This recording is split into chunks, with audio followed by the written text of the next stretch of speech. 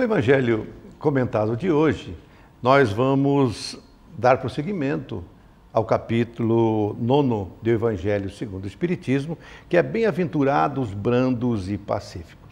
Em programa anterior, juntamente com Daniel, nós tratávamos aqui da afabilidade e doçura e deixamos uma pergunta no ar para que ele pudesse hoje nos trazer a resposta. A pergunta que fizemos foi: como sobreviver com brandura num mundo de violência desse que nós vivemos hoje? Daniel, à luz do Espiritismo, como viver? Primeiramente, nós precisamos compreender que não estamos pela vez primeira no planeta Terra. Portanto, quando a violência ela nos atinge de alguma forma, ainda que não na integridade física, nem que avance para dentro dos nossos lares, mas ela nos fere por conta daquilo que a mídia traz, por conta daquilo que nós ouvimos, por aquilo que muitas vezes vemos nos lares dos amigos, dos outros familiares, de companheiros, enfim, toda sorte, também é uma forma de nós nos educarmos. Então, o fato de estarmos imersos em sociedades ou no próprio planeta com violências de toda ordem, né?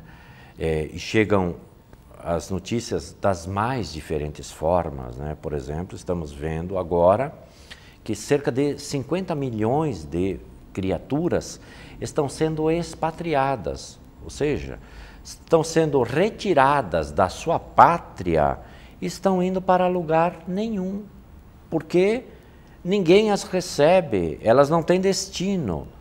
Então a gente não classifica a violência só com a agressão física, às vezes retirando a própria vida do indivíduo. Para viver no planeta Terra violento da forma que se encontra, muito menos agora do que outrora, é necessário ter fé no futuro. Paciência, alguns diriam, né? Mas no âmbito da doutrina espírita, sempre precisamos olhar com a perspectiva do amanhã, porque mudar essa matriz violenta na qual nós estamos inseridos como planeta não é de um instante para outro. Então, nós também somos chamados, na medida em que a violência nos fere, ou fere princípios que já nos governam, é natural que nós também precisamos dar o exemplo reverso, né? O exemplo da pacificação. Então, não é que nós já alijamos do nosso interior todas as nossas porções de violência, porque a gente não sabe em que nível que nós nos situamos, né? A gente não sabe ainda as reações atávicas ou mesmo nos momentos em que nós somos apanhados de surpresa, como nós vamos reagir, né? Então, nós não somos ainda seres absolutamente pacificados. Trazemos porções de sombras importantes, inclusive no campo da própria violência, né? Não é sem razão que muitas criaturas ainda se apresentam no planeta Terra, e muitas haverão de vir, mutiladas fisicamente, né? Por conta, provavelmente, do rebote da lei divina que as faz nascer de novo na expressão do Evangelho, né, das letras de Mateus, quando nos fala dos escândalos, quando os seus braços, os seus pés, ou a sua mente, né, desgovernada, praticou atos de violência contra outros seres, e agora nós precisamos experimentar por nós mesmos ou pela sociedade na qual estamos inseridos, a sermos pacíficos. Então, um pouco de paciência e compreensão acerca das leis divinas. Das leis divinas, que é importantíssimo, né? Agora, como realmente viver e onde buscar, Daniel, elementos para que te possa nos convencer para podermos não estarmos violentos na sociedade violenta. Porque é comum vermos as pessoas dizerem que é uma violência, que os governos têm que tratar sobre a violência, e daí vem o próprio Gandhi, que nos diz algo fantástico a respeito disso, que ele diz que seja a mudança que você quer no mundo. Né? Como trazer isso, Daniel, para o mundo dos espíritos? Veja, exatamente é o seu arremate na pergunta. Nós não somos um corpo físico, né? Nós somos seres imortais. Quando nós olhamos para esta perspectiva, nos remetemos para a vida no seu aspecto que é de maior importância, que é na imortalidade, né? Ora, a criatura que cogita acerca da imortalidade, ela sabe que pouco a pouco vai fazendo com que as suas estruturas morais, espirituais se modifiquem e que, fundamentalmente, as suas ações têm efeito reflexo para o futuro. Então, nada escapa, nada fica impune, digamos assim, ainda que as leis divinas não punam, mas são educativas, aquilo que nós fazemos contra as próprias leis divinas, né? Então, na medida em que nós compreendemos, nos remetemos aos princípios doutrinários espíritas já ensinados por Jesus, né, e aclarados pelo Espiritismo, nós passamos a compreender que nós também ainda precisamos nos educar para que possamos viver em sociedades mais educadas, mais pacificadas. Mas, fundamentalmente, na medida em que nós olhamos para a nossa integralidade, que não é fisiológica, esse aspecto é perecível, mas o nosso ser íntegro, né? A nossa realidade é de ordem espiritual, imperecível, portanto, é natural que a gente vai começar a se projetar para um futuro, que pode ser daqui a 200, daqui a 300, daqui a 1 milênio ou 2 milênios, melhores do que estamos hoje. Então, é assim que nós construímos pátrias melhores, sociedades melhores, homens melhores, não de gênero, mas de espécie, criaturas melhores, né? Nesse processo de ir e vir, nós também vamos nos burilando e tentando deixar, através dos exemplos e através do ensino proposto por Jesus, as trocas necessárias a fim de que as sociedades se edifiquem numa matriz diferente. Isso, Daniel, é uma construção individual de cada ser humano, cada espírito encarnado.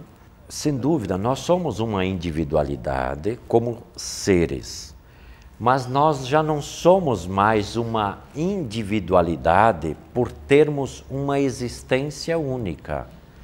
Então, ainda que seja um conceito filosófico, né, tanto quanto as sociedades, eles são seres, é o produto do coletivo, mas são individualidades, nós trazemos na nossa individualidade porções coletivas das experiências pretéritas. Nós não somos só o que estamos hoje, né? Nós já nos construímos ao longo de muitas experiências corporais. Então, a gente pode dizer que é um ser múltiplo, né? Viemos de muitas experiências, ainda que sejamos integralmente únicos, né? Nós somos uma individualidade. O espírito, eu não me reparto, né? Jamais, eu sou uma individualidade. Mas a gente traz porções múltiplas e por conta disso também formamos seres múltiplos, né? No lar, na sociedade, no trabalho, na casa espírita, onde nós atuamos. Somos nós. Exatamente. E ali, naturalmente, lançamos as sementes que já temos condições de semear. E não esquecendo, né, Daniel, para que todos nós possamos vibrar agora de que nós somos eternos. Aquilo que aprendermos hoje, levaremos para a eternidade. E nós sabemos também, porque a doutrina espírita nos diz que todos nós reencarnamos para acertar, para desenvolver virtudes. E, portanto, nós, no próximo programa, nós queremos aqui tratar de uma virtude, que é a paciência, Daniel. Então, nós gostaríamos de convidá-los a todos para que pudessem estarem conosco no próximo programa, que nós vamos tratar da paciência. E temos certeza que nós todos precisamos de muito para podermos enfrentar a vida e a nós próprios. O Espiritismo, em palavras simples, volta já já.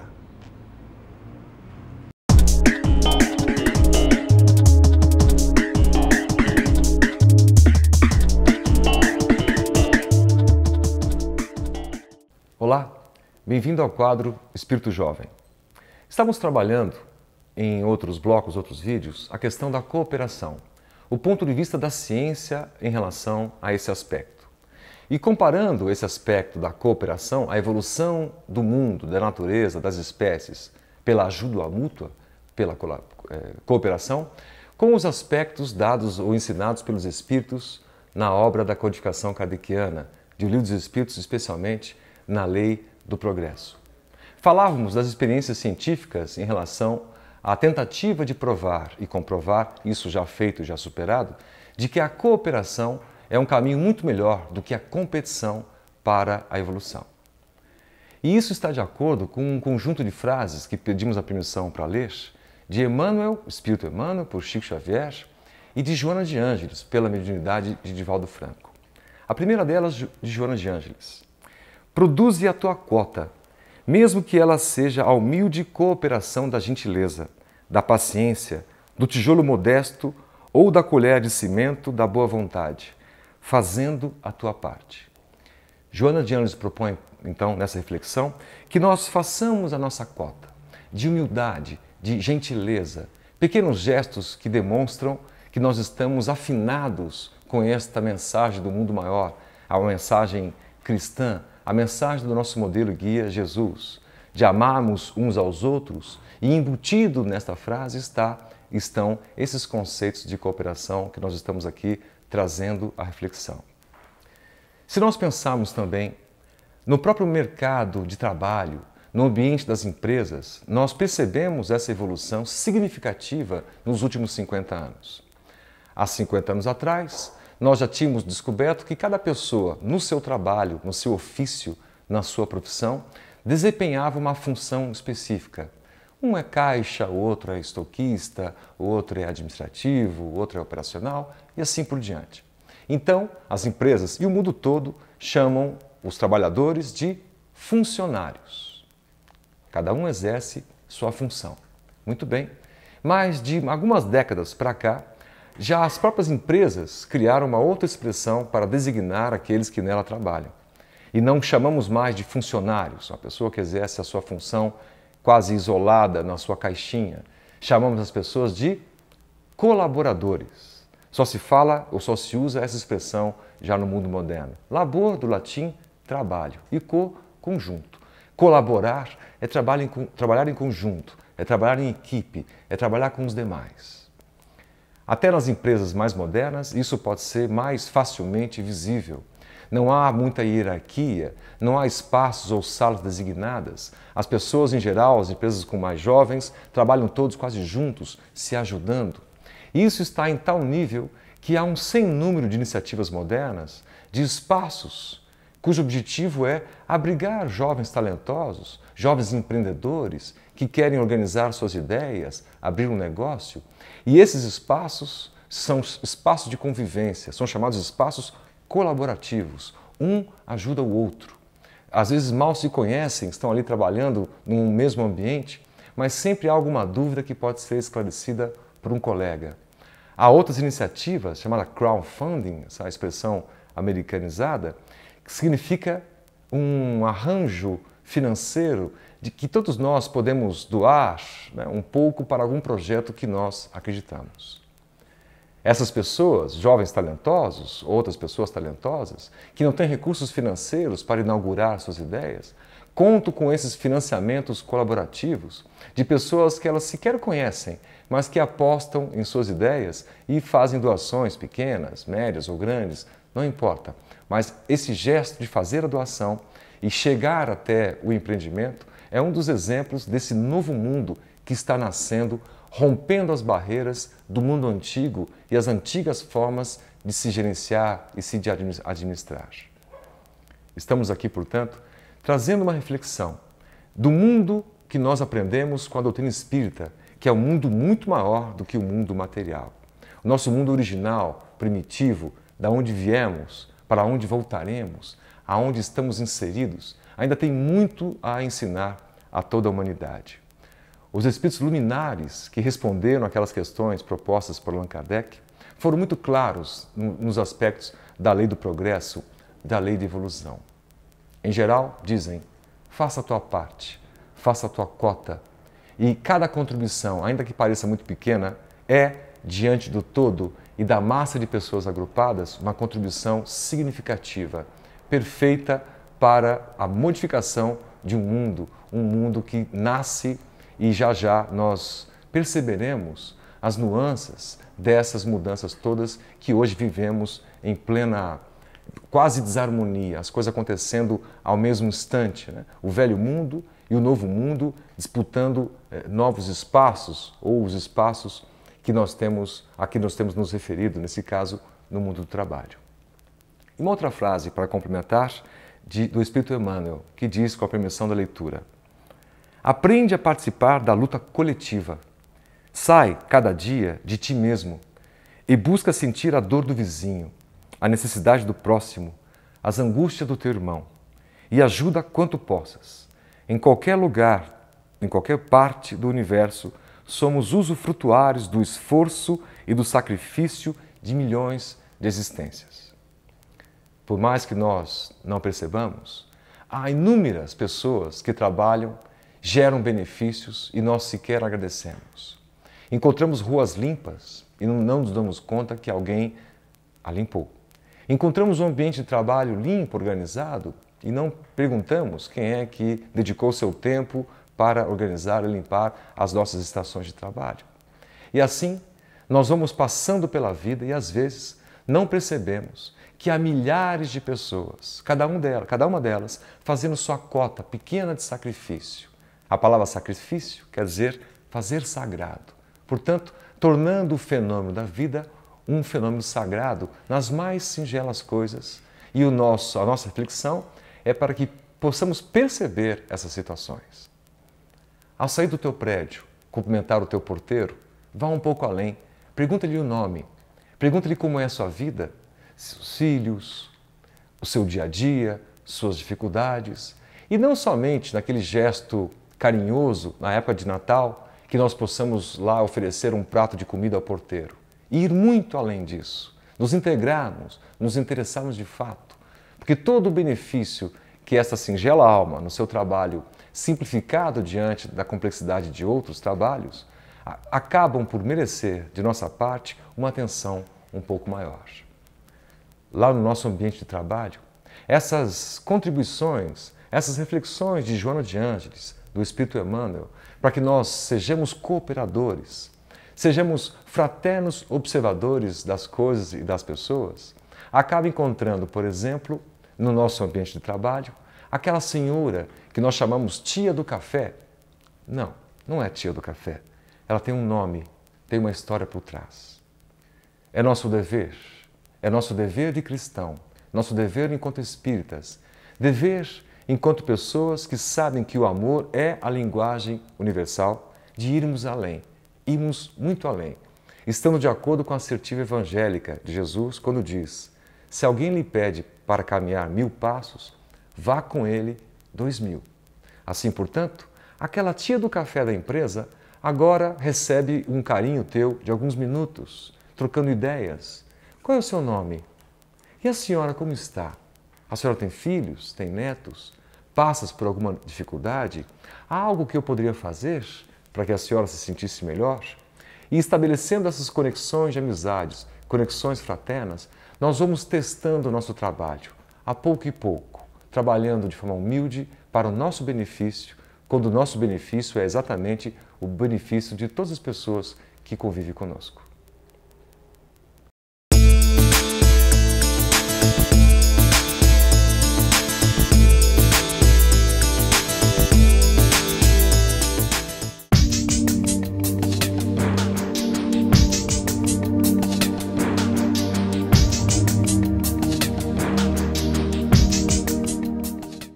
Olá, amigos. Este é o quadro A Vida em Pauta. Há poucas semanas nós comemoramos o Natal. O que é o Natal? Nascimento de Jesus. Mas quando nasceu Jesus? Os historiadores não têm uma data precisa. Uns dizem que é em março, outros em abril. Mas não importa, 25 de dezembro comemoramos o nascimento de Jesus. O clima de dezembro, as energias, as nossas vibrações se tornam melhores. E por que elas tornam-se melhores? Porque nesse mês, principalmente, começamos mais intensamente a pensar em Jesus, a pensar nos seus ensinamentos, a pensar na sua mensagem, a refletirmos sobre as nossas relações, sobre a nossa vida durante o ano, como nos comportamos, como agimos, o que colhemos, o que plantamos. Nós vamos refletindo e melhorando as nossas vibrações, então dezembro é um mês especial. Mas você já pensou se fosse este pensamento, esta sintonia o ano todo? Que esse clima que vivemos em dezembro normalmente fosse vivido o ano todo? Você já parou para pensar que o clima da Terra ficaria melhor? Se nós pensarmos que a psique que envolve o planeta é a somatória das psiques dos indivíduos, dezembro, a psique da Terra fica mais leve, mais suave, mais clara. Que às vezes durante o ano ela está escura pelas nossas mentes, pelas nossas energias mentais. Se nós pudéssemos pensar Jesus o ano inteiro, como ficaria a nossa psique? Como ficaria a psique da Terra? Como ficariam nossas vidas? Muito melhores, porque dezembro as nossas vidas ficam melhores por causa dessas reflexões. Para isso, devemos pensar um pouquinho no nascimento de Jesus. Vamos pensar de duas formas. O nascimento físico dele, quando ele esteve conosco no corpo físico, e nos trouxe a sua mensagem, deixou há 2000 anos a sua mensagem, mas vamos pensar no nascimento de Jesus efetivamente. Nasceu. Jesus já nasceu efetivamente para a humanidade? Vamos pensar um pouquinho. Ainda temos guerras? Se ainda temos guerras, é porque Jesus não nasceu para a humanidade. Está para nascer. Quando eu digo Jesus não nasceu para a humanidade, é que nós não incorporamos ainda em nossas vidas, enquanto humanidade, as lições que Jesus nos trouxe. Lições incomparáveis. Nenhum outro pensador, nenhum outro estudioso trouxe, nenhum outro filósofo, profeta, trouxe lições na profundidade que Jesus nos trouxe. Por isso dizem os Espíritos que Jesus é o maior ser que Deus colocou na Terra para servir de modelo e guia para a humanidade. Portanto, Jesus nascerá para a humanidade quando nós incorporarmos as lições para a eternidade que Ele nos trouxe. Por isso a minha pergunta, Jesus já nasceu para a humanidade? Fica a questão para refletirmos. Se Jesus tivesse nascido para a humanidade, nós não teríamos mais guerras. E ainda temos guerras. Quando eu falo em guerra, você provavelmente pense nas guerras aí entre exércitos, entre nações, com armas cada vez mais sofisticadas. Mas tudo bem, estas guerras são consequências de outras que nascem um pouquinho mais aquém. Nascem no indivíduo. As guerras que vivemos no ambiente do lar, no ambiente familiar. Começamos com as nossas guerras por ali, nas nossas relações com aqueles que nos cercam e principalmente no ambiente familiar. Se este ambiente está deteriorado, se os processos no ambiente familiar estão em guerra, estão em turbulência, é porque Jesus ainda não nasceu para este grupo social. E quando ele não nasceu para muitos grupos sociais, ele expande-se para a humanidade. E as guerras que travamos no ambiente familiar, levamos para os exércitos, levamos para as nações, para os nossos conflitos infindáveis, desde que a humanidade se conhece como história e conta-se a sua história, nós temos ciência de nós mesmos enquanto sociedade, nós vivemos em conflito sempre em algum lugar do planeta, em conflito entre nações, porque vivemos em conflitos nos nossos pequenos grupos, nos nossos grupos sociais, nos nossos grupos familiares, no ambiente de trabalho e assim por diante. Então Jesus ainda não nasceu para a humanidade. Mas também não nasceu para a humanidade, se olharmos outros fatores, também chegaremos a esta conclusão. Ainda temos fome no mundo? Se a fome ainda graça pelo mundo, se há muitos irmãos nossos passando necessidade, não tendo o básico, significa que Jesus ainda não nasceu para a humanidade. Porque o mundo, a terra, produz o suficiente para atender a todos. Não fosse o nosso egoísmo. Para que poucos tenham em excesso, para muitos falta o necessário. Então, se ainda temos seres humanos, irmãos nossos, passando fome e necessidade, é porque Jesus ainda não nasceu. Se ainda temos seres vivendo em situação praticamente de vida subhumana, de escravizadas, exploradas por outros irmãos, é porque Jesus ainda não nasceu. E vivemos isso ainda. Se pensamos enquanto humanidade como soluções plausíveis para resolver os nossos conflitos como pena de morte, é coerente com os ensinamentos de Jesus a pena de morte? Se pensamos como solução para a violência a pena de morte, Jesus ainda não nasceu para a humanidade. Se pensarmos um pouquinho mais, alguns dão uma série de desculpas e explicações a respeito de que a pena de morte seria a solução. Se olharmos para os países que têm este procedimento, não resolveu o problema da violência. E se eles têm menos violência que nós, não é por causa da pena de morte. É por causa do processo educativo, do processo cultural. Se ainda pensamos como solução, como diz Divaldo Pereira Franco, numa de suas conferências, nos informa que a solução para a violência não está nos gabinetes nem nos decretos, está na sala de jantar. Nos mostrando claramente a questão da educação como solução para a violência. E podemos expandir, a educação é solução para todos os problemas da humanidade. E os recursos para a educação estão no Evangelho de Jesus. Então temos os recursos disponíveis para termos valores mais profundos. Então, para que Jesus nasça para a humanidade, poderíamos elencar uma série de outras situações que nos mostram claramente que Jesus não nasceu para a humanidade. Mas para que ele nasça para a humanidade, é preciso que ele nasça para o indivíduo. Porque é o indivíduo que tem a responsabilidade de colocar os seus ensinamentos, os de Jesus, na sua vida. Abrirmos os nossos corações para os ensinamentos de Jesus. Portanto, é preciso que, para que ele nasça para a humanidade, que ele nasça para cada um de nós. Será que ele já nasceu? Ele já nasceu para você? Você já pensou isso? Você já parou, você que está nos assistindo, já parou para pensar se Jesus nasceu para você?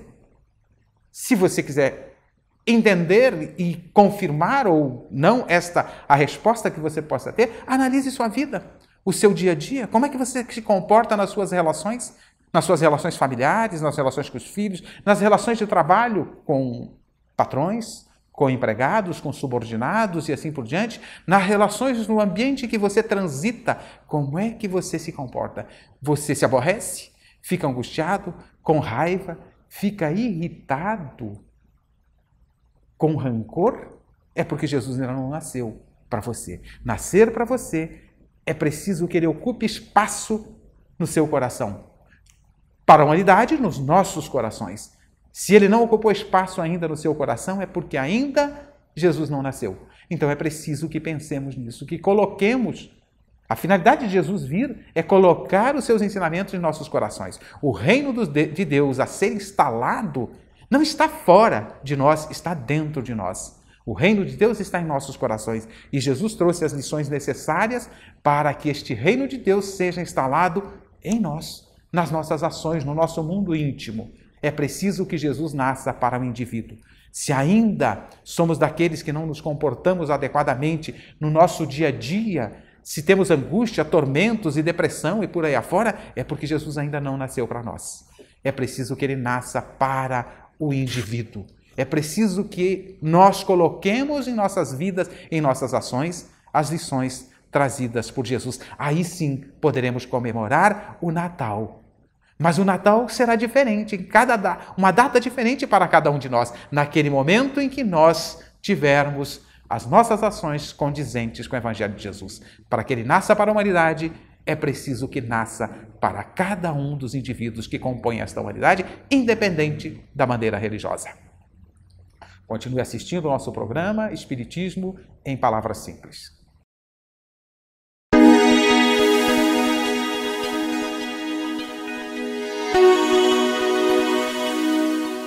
Amigos, nosso fraternal abraço, nossa rogativa a Deus por todos nós. Nós conversávamos no programa anterior sobre o próprio arrependimento. Falávamos que os Espíritos nos revelaram que as leis de Deus está escrita em nossas consciências, né? Que possuímos, então, o entendimento do bem, do mal, que muitas vezes, quando ignoramos, há uma voz íntima, uma insatisfação conosco mesmo, gerando um estado de remorso, aonde se processa, então, o arrependimento.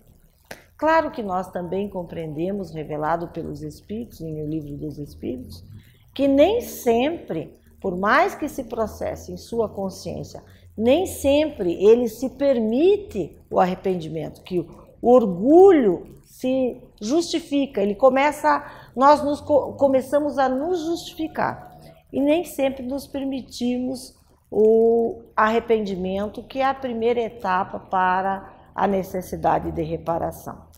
Nos dizem os Espíritos que quando em um mundo espiritual arrependido, que é o primeiro passo para esta trajetória de progresso, os Espíritos desejam muito, nós desejamos muitos reencarnar para podermos, então, cessar o sofrimento que estamos vivendo, que estamos vivenciando, para podermos progredir, para podermos ir adiante em nossos objetivos, em nossos ideais. Que nós compreendemos muito bem, muitas vezes, da necessidade desta reparação e sabemos que muitas vezes a reparação, dependendo dos nossos atos, não vai ser tão fácil a nós. Embora estejamos todos sempre comandados pela lei maior, que é a lei de amor. Basta queiramos nós todos praticarmos o bem, atenuando o mal que fizemos, reparando o mal que fizemos. Mas falávamos do arrependimento estéril, que, segundo os Espíritos, este arrependimento, como é que nós poderíamos explicar em simples palavras? É quando, como nós cometemos um equívoco, um engano, um erro, nós prejudicamos alguém, advém o sofrimento, a solidão, seja em qual nível que estivermos. Mas nós não procuramos ajustar, fazer o bem, reparar aquele mal. Muitas vezes não temos a oportunidade, muitas vezes não queremos, muitas vezes nos justificamos. E quando cessa esse mal ou esse sofrimento advindo do ato cometido, do desatino, né, da obstinência, da má tendência que nós temos, é normal nós esquecermos. Então este é o arrependimento estéril, ou seja, ele dura apenas enquanto dura o sofrimento da criatura. Ele não é verdadeiro, ele não é profundo no cerne do ser, no entendimento do ser.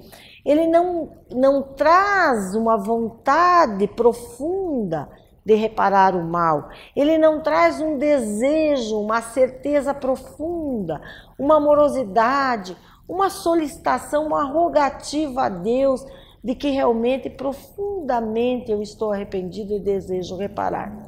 Ele é um arrependimento estéril. Ele vai durar enquanto dure o sofrimento causado por aquele mau hábito ou por aquele mau ato cometido.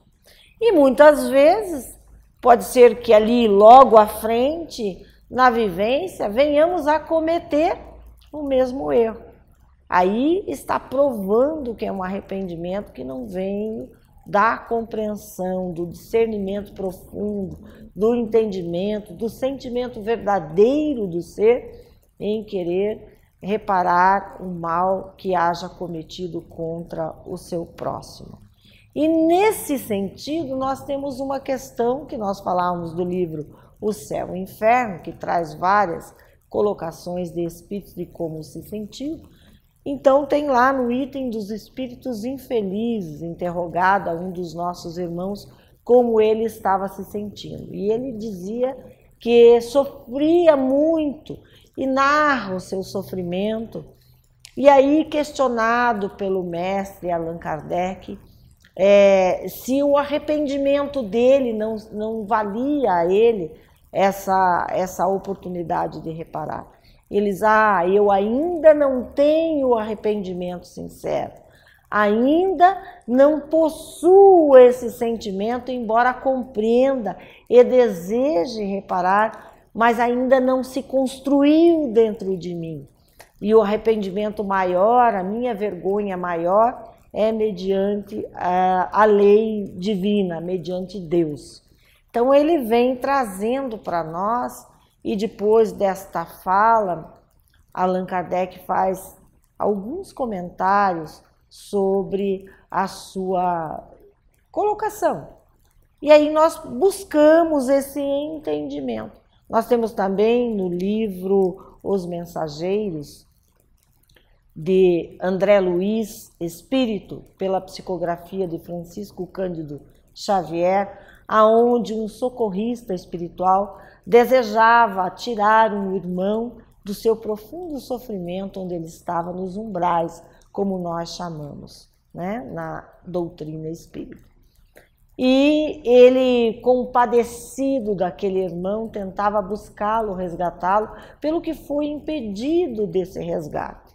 E aí o seu mentor, o seu instrutor espiritual, dizia a ele que na essência profunda do ser não havia um arrependimento, havia um desespero, uma rogativa desesperada, como muitas vezes, às vezes a gente faz as nossas preces desesperadas, mas não com um entendimento profundo e com o desejo, rogando a Deus o fortalecimento de nós outros para podermos reparar o mal que fizemos em direção ao nosso próximo.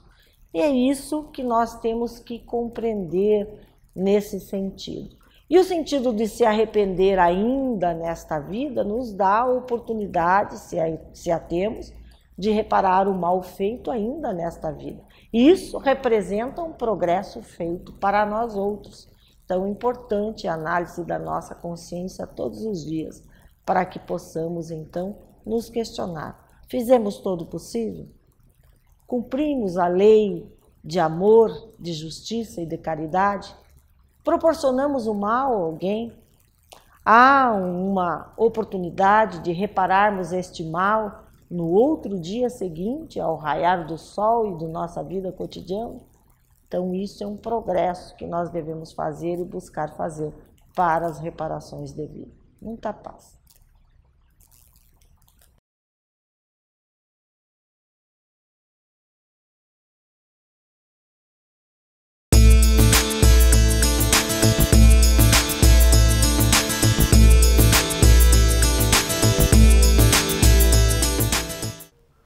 No programa anterior, nós falamos, tanto quanto foi possível, da depressão.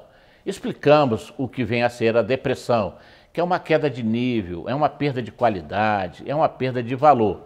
Nós falamos da depressão religiosa, da depressão política, da depressão de solo, da depressão econômica e falamos daquilo que mais nos interessa agora, que é a depressão psicológica. Mostramos que quando a tristeza, que é uma das mais importantes, das mais sérias, das mais graves consequências da depressão, demorando mais do que 5, 6 meses, passa a exigir da pessoa vitimada, do depressivo, um atendimento particular por parte de psicólogos e médicos, psiquiatras que possam, então, de acordo com a conveniência, receitar os remédios, os ansiolíticos, os antidepressivos, que muito contribuem, efetivamente, para amenizar a intensidade do mal, colaborando para que a pessoa adoentada possa se refazer e buscar uma solução definitiva, como é a que nós oferecemos pelas vias da alma, do espírito.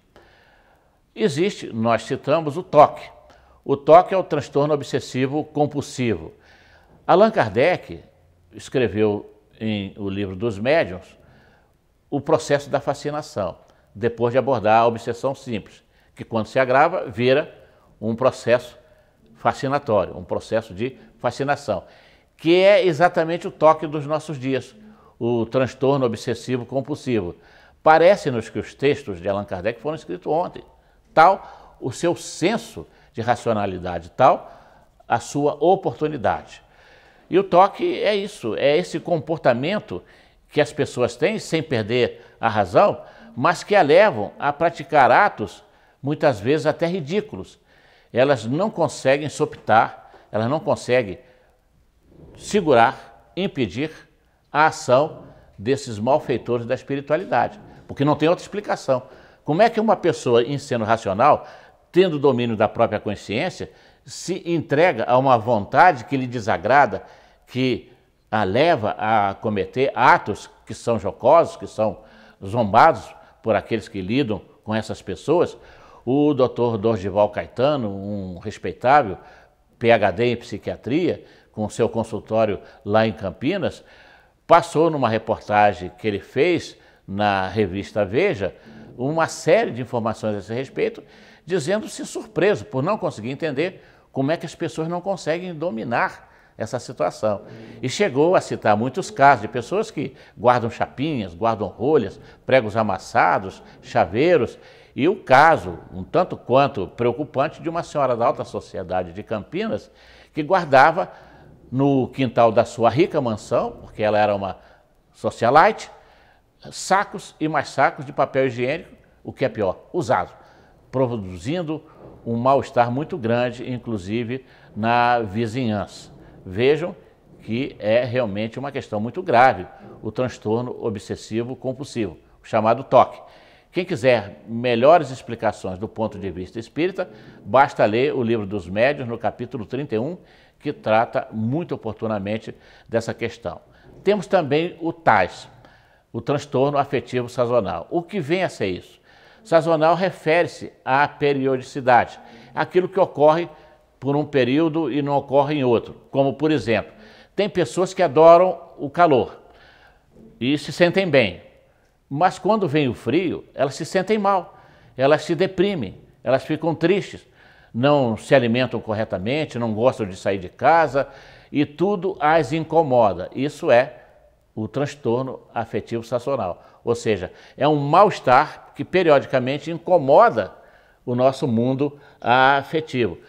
Tem pessoas que não suportam sair à noite por causa da escuridão e tem aqueles que já não gostam de atuar, de trabalhar durante o dia. Assim nós vemos pessoas que gostam mais da noite e outras pessoas que gostam mais do dia. Gostar, tudo bem, não gostar também se entende. O que não se pode permitir é que esse estado de alma prejudique a pessoa na sua capacitação, na sua eficiência, na sua prestação de serviço à sociedade. E então nós temos visto que a psiquiatria tem identificado muitos fenômenos relacionados ao TOC e ao TAS. Não são criações nossas. Isso não vem originariamente do Espiritismo. Apenas o Espiritismo explica convincentemente como é que esses processos se dão e nos traz a certeza de que quando nós não encontramos nessa vida as raízes, as origens para os nossos males, certamente vamos encontrá-las em outras vidas, como tão bem Allan Kardec abordou no capítulo 5 de O Evangelho segundo o Espiritismo, quando ele nos fala nas causas precedentes, nas causas anteriores das nossas aflições. E pode parecer enganosamente que a depressão é um problema de agora, não é. É um problema que já se estende há séculos, há milênios, tanto que Moisés faz referência a Caim, quando ele matou seu irmão Abel, ele deixou cair o semblante, como está no capítulo 4 do seu livro Gênesis. Significa dizer o que caiu o semblante? Que ele ficou profundamente triste a ponto de abandonar a região do Éden e ir para a terra de Nod, onde ele ali viria constituir família. Veja, é um caso típico de depressão, caracterizado pela tristeza. O apóstolo Paulo passou por um processo desse quando foi posto para fora de casa pelo próprio pai. Ele converteu-se ao cristianismo, perdeu o seu cargo no Sinédrio, viu-se debaixo do desgosto da mãe, que passou a não aceitá-lo, os parentes se afastaram, os amigos o abandonaram E ele, então, finalmente, a última esperança que ele tinha era encontrar acolhimento pelo pai, não se deu, foi posto para fora, e ele entrou num estado de tremenda depressão, como Emmanuel muito bem relata na obra Paulo Estevam, que não nos cabe aqui detalhar por falta do tempo necessário. Mas para os nossos dias, nós vamos encontrar Abraham Lincoln, o grande estadista americano que libertou os negros dos duros tempos da escravidão, e ele passava por processos depressivos, como a história nos fala. Nós vamos encontrar o Winston Churchill, que foi o grande herói da Segunda Guerra Mundial, que liderou o movimento das tropas aliadas, impedindo o avanço do nazismo, do fascismo, do imperialismo daquele período. E poderia parecer que ele tinha tudo para ser um homem absolutamente tranquilo. Não era. Ele tinha uma depressão tão forte que quando ele acordava de manhã cedo, a cabeça doía muito. Ele sentava no banquinho e apertava as têmporas, na preocupação vã de diminuir a intensidade da dor. E ele percebeu que a luz do quarto então projetava uma imagem dele com as mãos nas têmporas, na parede, lembrando um cão, que ele chamou de seu cão negro, que é uma expressão usada na psiquiatria para identificar esses casos mais acentuados de depressão. Santos Dumont acabou por se matar em função de um conjunto de fatores também vitimados pela depressão. Vemos isso nos artistas, vemos isso em muitos outros nossos irmãos de outras áreas da atividade humana. Lembro-me da famosa atriz Luciana Vendramini, que foi namorada de Roberto Carlos, muito famosa num determinado período, que quando interpretou a peça 4.48 Psicose, ela interpretou tão bem que os críticos ficaram impressionados. E um deles acabou por perguntar como é que ela encontrou tanta força para representar tão bem. E ela simplesmente disse que ela havia vivido o problema durante 4 anos, que ela não saía de casa, quando tomava banho não saía debaixo d'água, queimava a pele pela ação constante da água morna, ela não saía muitas vezes de dentro do carro, dormia dentro do carro, outras vezes dormia na sala, outras vezes dormia na própria garagem. Quando saía, ela ficava intranquila e assim ela vem e nos narra a sucessão de problemas pelos quais ela passou. E isso nos mostra claramente que o problema é muito mais grave do que a gente possa imaginar. Na próxima oportunidade, nós vamos falar um pouco mais desse assunto.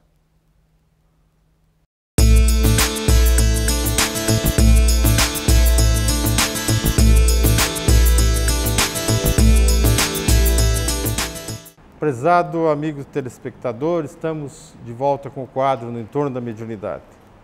Talvez muitos dos espectadores não saibam, mas o espiritismo do Brasil foi por um tempo considerado contra a lei. Quero conversar sobre um pouco isso, porque é um assunto interessante para ver por que as pessoas chegaram a essa conclusão, interpretaram e chegaram a criar confusão, dificuldade para os espiritistas da época. Quando chegou ao Brasil o espiritismo, passou a sofrer uma nova perseguição.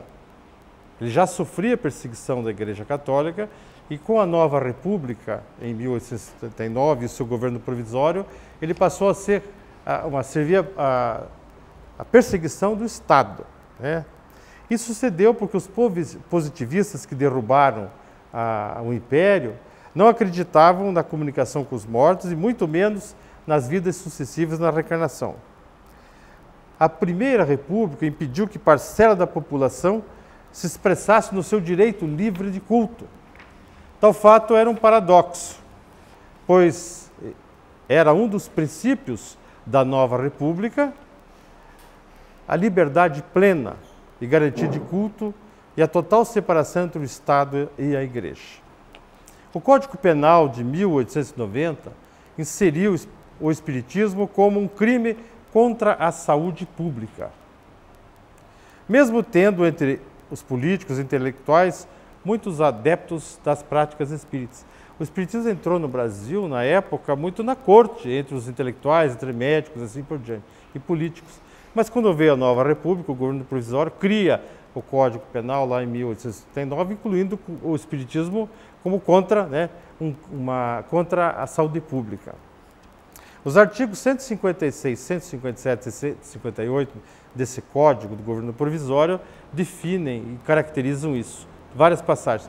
Eu vou me atentar aqui a apenas um deles, o 157.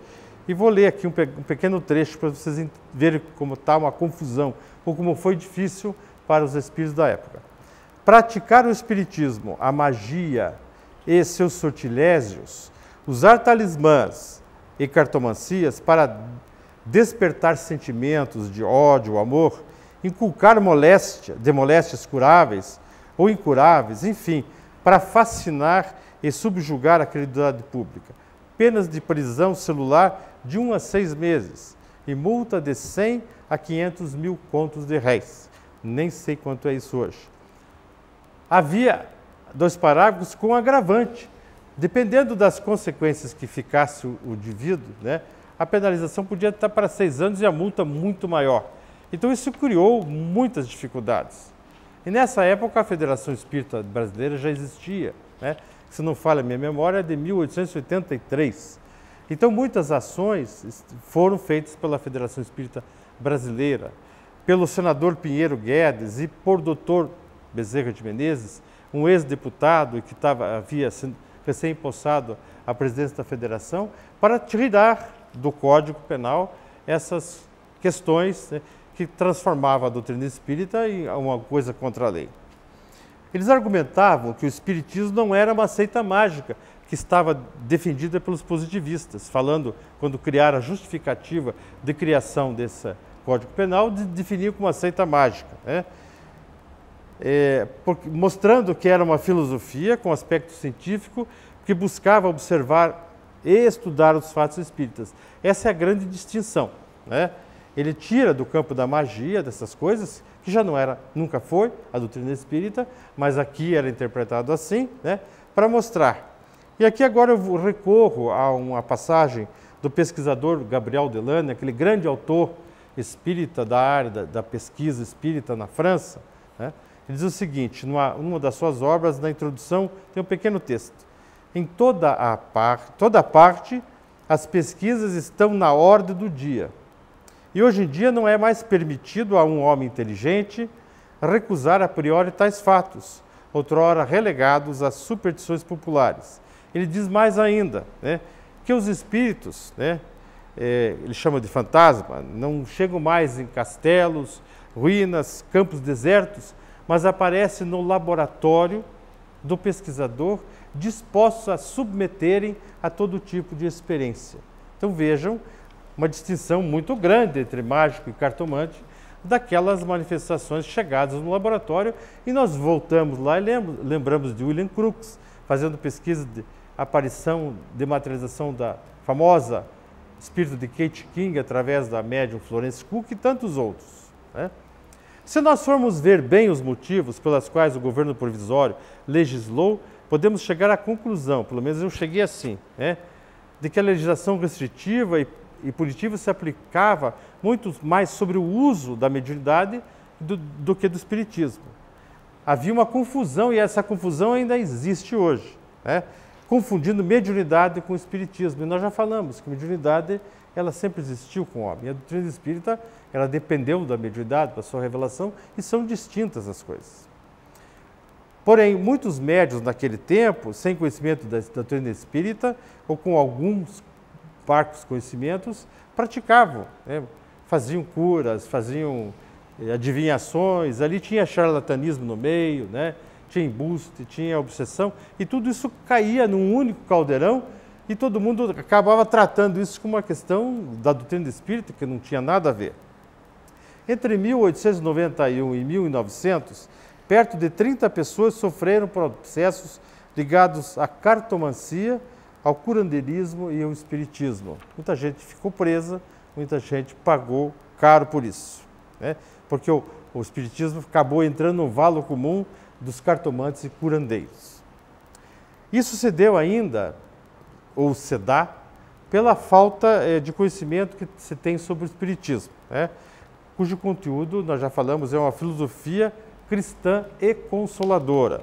É sempre bom lembrar que a doutrina espírita, ela é uma filosofia, tem na base uma filosofia, né, com a sua característica da pesquisa científica pela mediunidade e de consequências morais, a gente acaba no Brasil transformando ela também numa religião.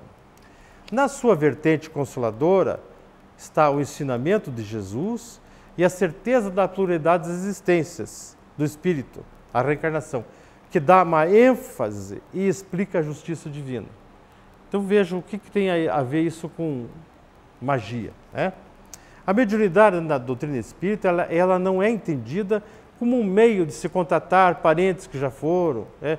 Ou para consultar sobre questões materiais, de interesse, ou mesmo para prejudicar alguém, né?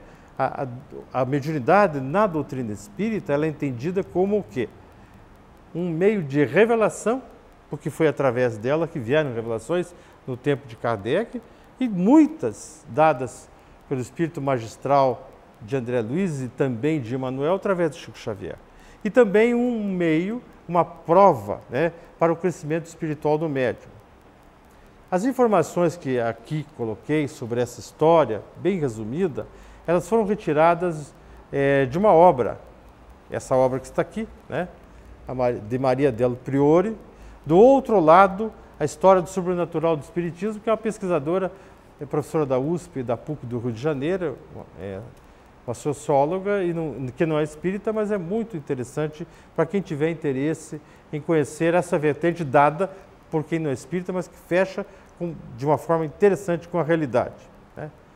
Então, repense sobre esse assunto, verifique, né? Entenda por que as coisas se complicaram naquela época e por que tem gente ainda que faz essa confusão, né? Colocando o espiritismo como se fosse o responsável ou o instrumento único da mediunidade. É muito comum, e nós vemos nos dias hoje, né, ainda, que as pessoas confundam o espiritismo com a Umbanda.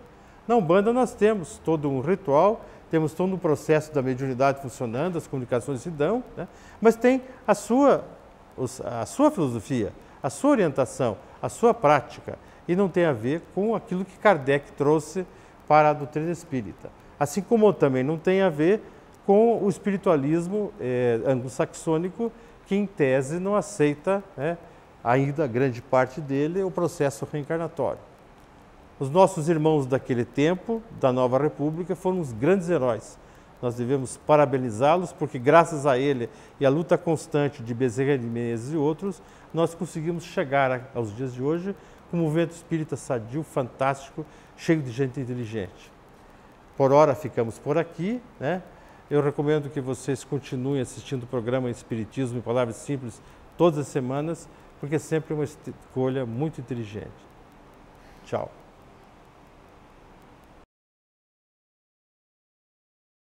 A Federação Espírita do Paraná, localizada na Alameda Cabral 300, traz até você o moderno Teatro da FEP. Inaugurado no ano de 96, na sede administrativa da Federação Espírita do Paraná, o moderno auditório com 434 lugares tem sido palco de inúmeras apresentações. É adequado para espetáculos de dança, música, teatro e formaturas. Contribuindo para o êxito desses eventos, o Teatro da FEP possui estrutura tecnológica e excelentes acústica. Equipamentos operados por profissionais especializados, assentos confortáveis e instalações adequadas a vários tipos de eventos. Caso tenha interesse, você pode ligar para a Federação Espírita do Paraná no telefone 41 32 23 6174.